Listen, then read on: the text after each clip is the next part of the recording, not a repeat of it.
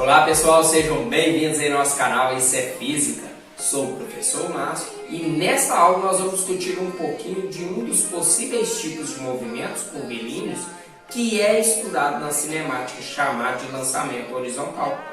Por definição, o lançamento horizontal é aquele tipo de movimento onde o objeto se movimentava numa direção horizontal e a partir de um determinado instante ele é atraído pela ação da gravidade e ele passa a ter uma trajetória curvilínea muito simples.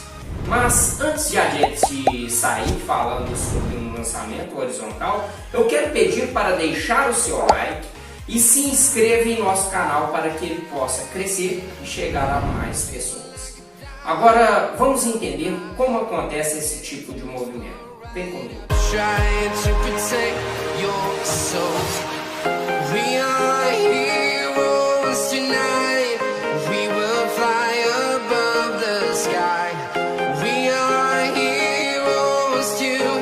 Veja a nossa figura, onde temos uma esfera, da qual ela está se movimentando sobre essa mesa. A partir de um instante, ela vai abandonar essa mesa com uma certa velocidade inicial. E a partir do momento em que ela deixa essa mesa, essa esfera passa a estar sujeita a uma aceleração da gravidade e começa a descrever este movimento curvilíneo. Nesse tipo de lançamento na horizontal, nós temos dois movimentos simultâneos. Ou seja, um movimento que acontece horizontalmente, onde a esfera se conserva ao longo de todo o seu movimento, e o outro movimento que ocorre verticalmente devido à ação da gravidade. E a combinação desses dois movimentos, o horizontal, que seu movimento se conserva ao longo de todo o movimento, ou seja, onde a sua velocidade é constante, e o vertical, em que a esfera passa a ter a partir do momento em que ela abandona a mesa. E a combinação desses dois movimentos resulta nessa trajetória curvilínea. Então, para fins de simplificação, nós vamos dividir esse estudo em duas partes. A primeira será o movimento da horizontal e o outro movimento em que ela passa a adquirir quando ela abandona a mesa, que é o movimento que ocorre verticalmente. Para a nossa análise, vamos supor que a nossa esfera ela tem uma velocidade inicial de movimento. Em um determinado tempo depois, ela estará nesta posição. E no mesmo intervalo de tempo que essa esfera levou para chegar nessa posição, ela leva para ir até esta outra posição aqui, ó.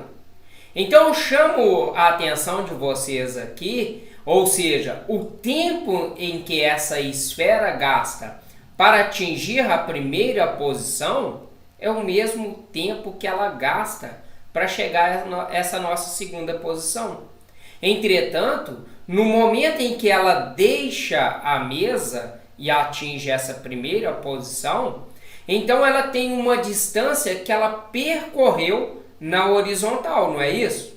E quando ela passa da mesa a essa primeira posição, nós vamos representar por x1.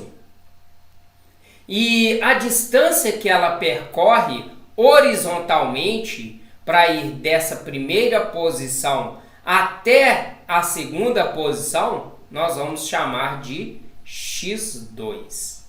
Vejam que estas distâncias percorridas horizontalmente em x1 e x2 são idênticas. Podemos caracterizar isso como a posição de x1 é igual à posição de x2. De tal forma que o tempo que ela gasta para ir na primeira posição é exatamente o mesmo tempo para ir na segunda posição. Então nós podemos dizer que isso é um movimento uniforme. O que isso significa? significa que horizontalmente a sua velocidade é constante. Ou seja, a velocidade da esfera é constante ao longo de todo o movimento, isso na horizontal. Que fique muito claro isso para vocês, tá bom, pessoal?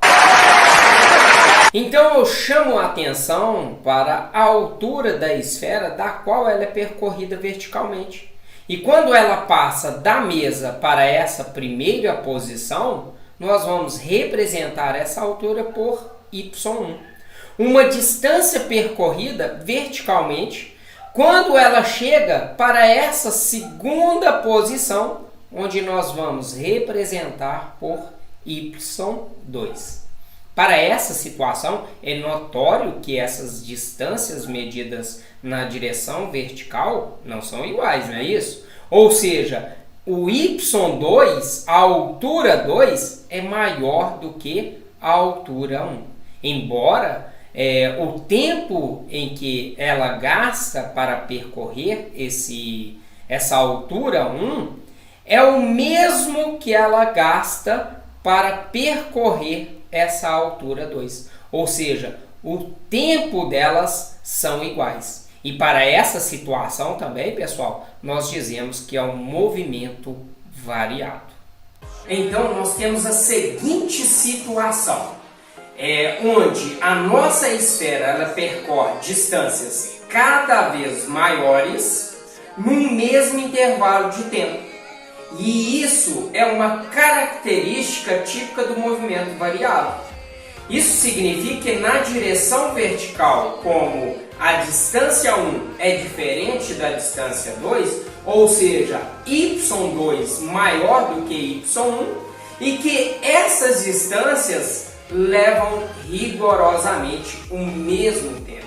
Melhor dizendo, o tempo de queda para a altura 1 será o mesmo tempo de queda para a altura 2. Por isso que a gente diz que a altura 1 diferente da altura 2, como a altura de queda no segundo tempo é maior do que a do primeiro tempo, por outro lado, os tempos são os mesmos, tudo bem? Então, na direção vertical, nós dizemos que é um movimento variado. Ou seja, à medida em que a esfera vai caindo, a componente vertical da sua velocidade vai aumentando. E é por isso que existe a necessidade desse movimento da horizontal. Então, a gente vai dividir em duas partes. Na direção horizontal, a componente da sua velocidade não é modificada em nenhum momento. Por outro lado, à medida que a esfera vai caindo verticalmente, a sua velocidade vai aumentando. Vamos registrar algumas características desse movimento. E o primeiro delas é aquela que eu já mencionei, que afirma que a componente horizontal da velocidade é constante ao longo de todo o movimento. Ou seja, a velocidade inicial com que a minha esfera deixa a mesa, ela tem o mesmo módulo da velocidade em x. Sendo assim, nós vamos representar de forma vetorial, ou seja, vetorialmente, na componente horizontal o Vx, certo? E no mesmo tamanho que o vetor velocidade inicial que ela deixa a nossa mesa aqui. Porque como a velocidade na parte horizontal ela não é modificada ao longo de todo o movimento, então nós vamos representar um vetor de mesmo comprimento, e isso para todos os pontos da nossa trajetória. Porque quem faz a velocidade dessa esfera variar verticalmente é a aceleração da gravidade. E a aceleração da gravidade ela consegue aumentar apenas a componente vertical da velocidade, pelo fato de a velocidade atuar para baixo, no caso verticalmente, vamos se dizer assim. Ou seja, ela não consegue alterar a componente Vx, porque ela atua, no caso Vx, horizontalmente. E convenhamos, a gravidade atua verticalmente. Portanto, a componente vertical ela é crescente em módulo ao longo de todo o seu movimento. Representando ela, nós temos que a velocidade 1 em y, na primeira posição, e verticalmente na minha componente, na segunda posição, nós temos o V2y, de tal forma que ele será maior justamente pelo fato de sua velocidade estar aumentando. Então ele é maior do que V1y, ok? Outra observação importante é que a aceleração da qual a nossa esfera está submetida é constante. E ela é constante em módulo, direção e sentido ao longo de todo o seu movimento. E o nome dado a essa aceleração adquirida pela esfera, à medida que ela cai, é a aceleração da gravidade, onde ela tem um módulo igual a 10 metros por segundo ao quadrado. Pessoal, aqui eu estou fazendo um arredondamento, porque o valor exato dessa gravidade é 9,72 metros por segundo ao quadrado, isso na linha do Equador, tudo bem? Mas para o nosso curso nós vamos trabalhar com 10 metros por segundo ao quadrado. Outra observação importante é que inicialmente até desafia o nosso senso comum. É o seguinte: vamos imaginar que nossa esfera esteja se movimentando a uma velocidade de 10 km por hora. Então ela terá esse movimento curvilíneo e vai atingir o chão até um certo ponto da nossa trajetória. Agora, por uma situação em que essa esfera esteja com uma velocidade de 50 km por hora, o que vocês acham? Ela levará mais ou menos tempo, ou talvez o mesmo tempo para atingir o solo? Melhor dizendo, se eu altero a sua velocidade de lançamento, isso influencia no seu tempo de queda? Meus queridos, para a gente responder se o tempo de queda ele é influenciado pela velocidade, eu acho pertinente a gente utilizar aqui um programa chamado PET, onde nós temos o lançamento de um projétil, o movimento de um projétil. Sendo assim, eu escolhi aqui uma bala de canhão, onde ele tem 17,6 quilos e com 0,18 metros de diâmetro. Coloquei aqui também para identificar os vetores, de velocidade, de tal forma que as suas componentes. Bom, vamos iniciar aqui nosso primeiro experimento através da rapidez, ou seja, a velocidade com que ela vai ser lançada inicialmente. Sendo assim, eu coloquei uma velocidade de 10 metros por segundo. Então vamos ver qual a distância percorrida por ela, ou seja, o alcance do qual ela chega e o tempo de queda. Então vejam bem que eu tenho aqui o meu Vx e o meu Vy. Conseguiram perceber que a velocidade em x, que é a velocidade inicial, ela não muda. O seu vetor manteve constante. Por outro lado, a nossa velocidade em y, ela foi alterada. Bom, primeiramente vamos ver o alcance, ou seja, 14,3 metros. Esse foi o seu alcance, a distância. Agora, o tempo, pessoal, ele gastou 1,43 segundos. Vamos agora mudar a sua rapidez, a velocidade. Vamos colocar 20 metros por segundo. Vejam aqui o meu vetor Vx não muda em nenhum momento. Por outro lado, a sua velocidade em y vai aumentando.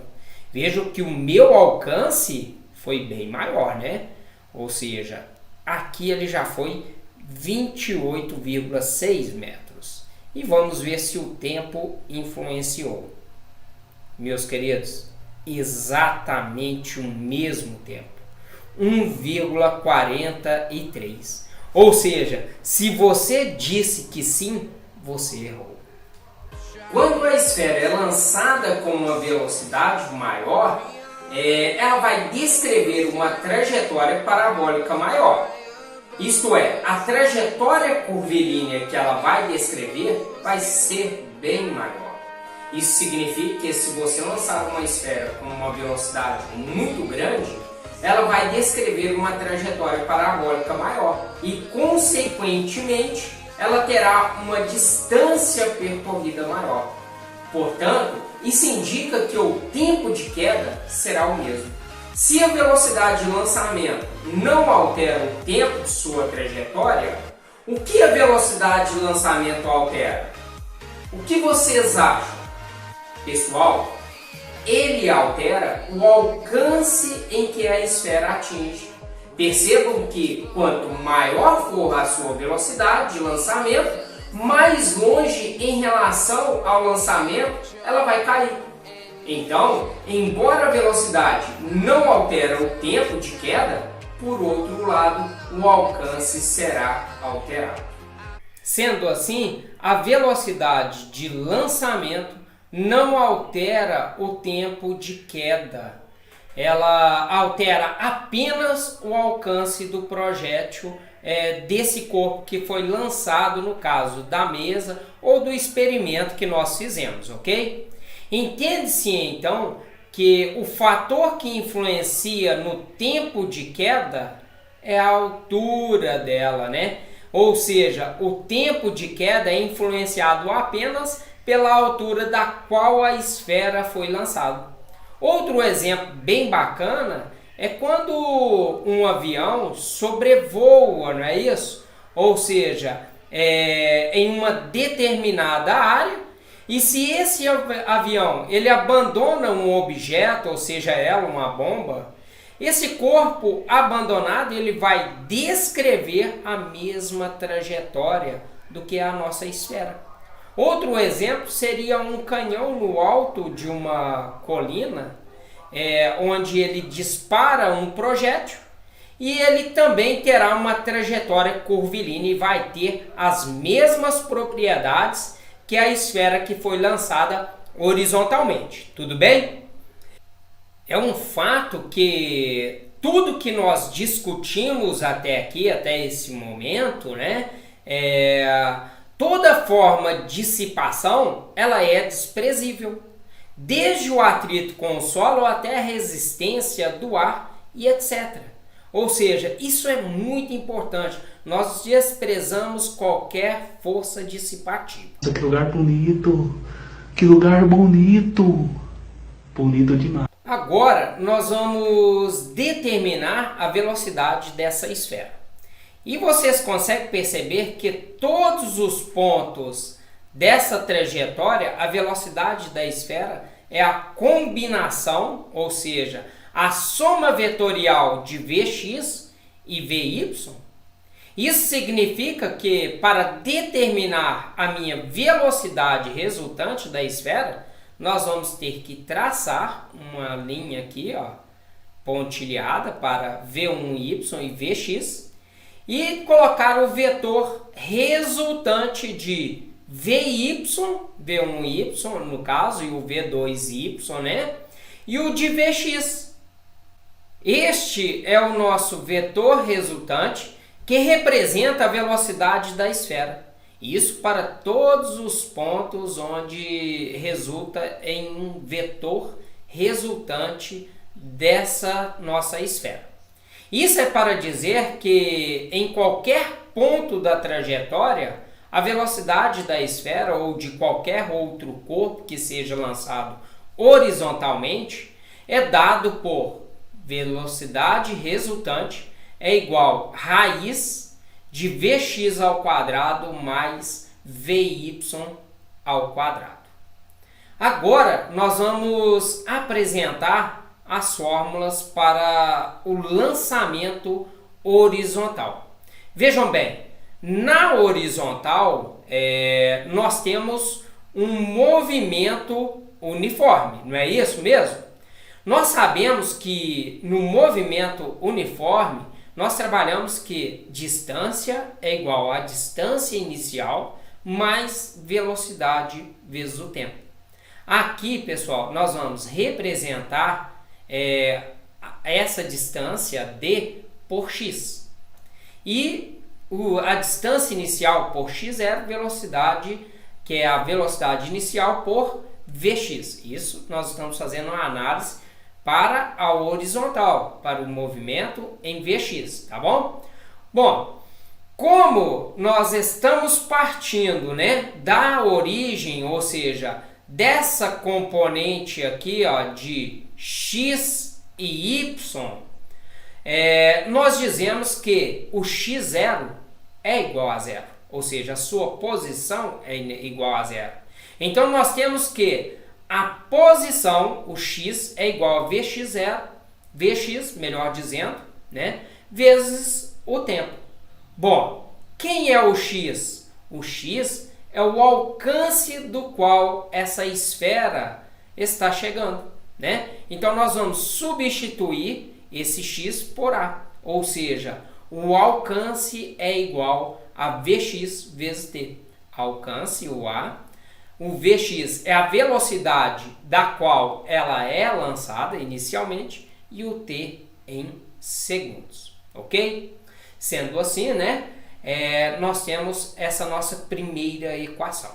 Agora vamos no eixo vertical, onde nós temos, diferente do movimento horizontal, que é um movimento uniforme, nós temos um movimento variado.